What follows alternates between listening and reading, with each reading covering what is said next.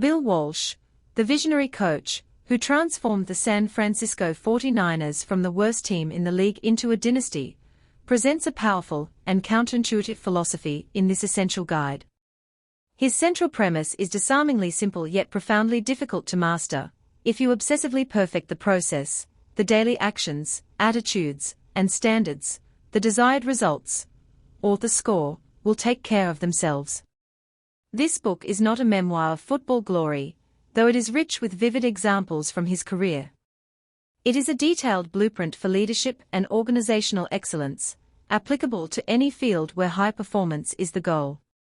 Walsh argues that success is not a random event, or a product of hoping for the best.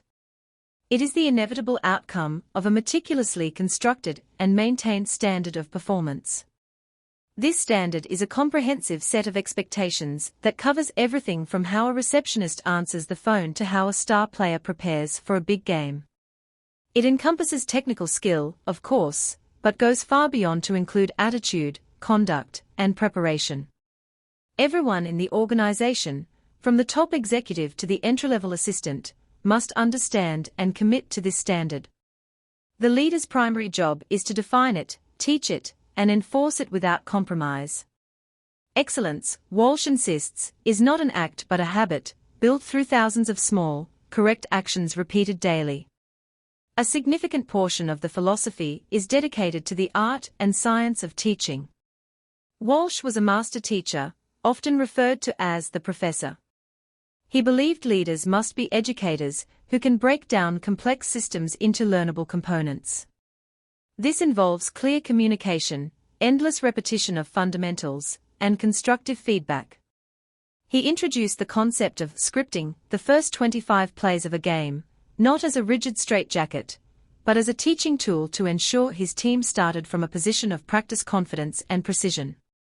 This meticulous preparation was designed to eliminate uncertainty and instill a sense of control from the opening whistle. His approach demonstrates that confidence is not a mystical quality, but a natural byproduct of thorough preparation and proven competence. Leadership, in Walsh's view, is not about charisma or intimidation, it is about expertise, consistency, and emotional control.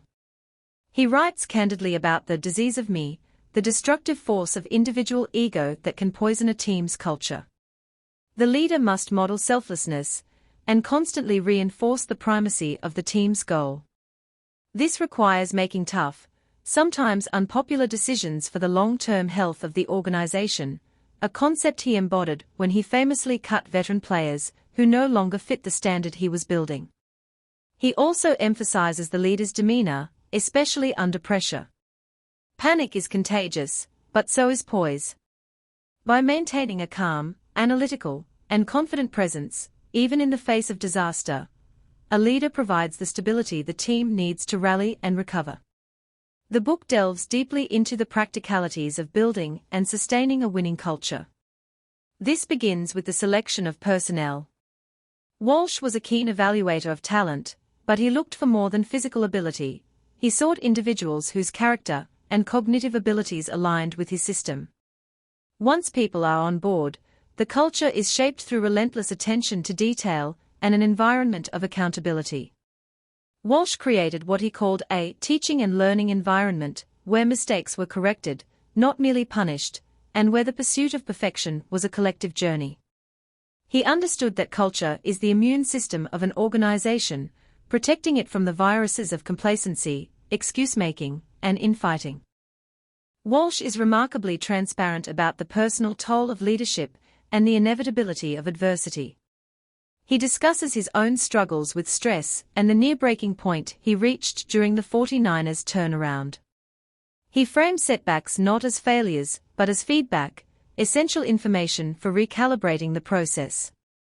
His handling of defeat was as instructive as his handling of victory. After a loss, he advocated for a 24-hour rule: feel the emotion, analyze the mistakes dispassionately, and then move forward completely focused on the next challenge. This emotional and mental discipline is a critical component of resilience, preventing a single loss from becoming a losing streak. Ultimately, the score takes care of itself is a testament to the power of a process-oriented mindset.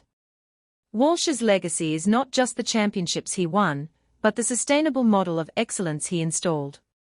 He proved that by shifting focus from the anxiety of outcomes to the execution of the process, individuals and organizations can perform at their highest potential consistently. The scoreboard becomes merely a lagging indicator of the quality of work already done. His wisdom, distilled from the crucible of professional sports, offers timeless lessons for anyone committed to leading a team, building an organization, or simply achieving personal excellence in a competitive world. It is a masterclass in turning vision into reality through daily discipline, detailed teaching, and unwavering standards.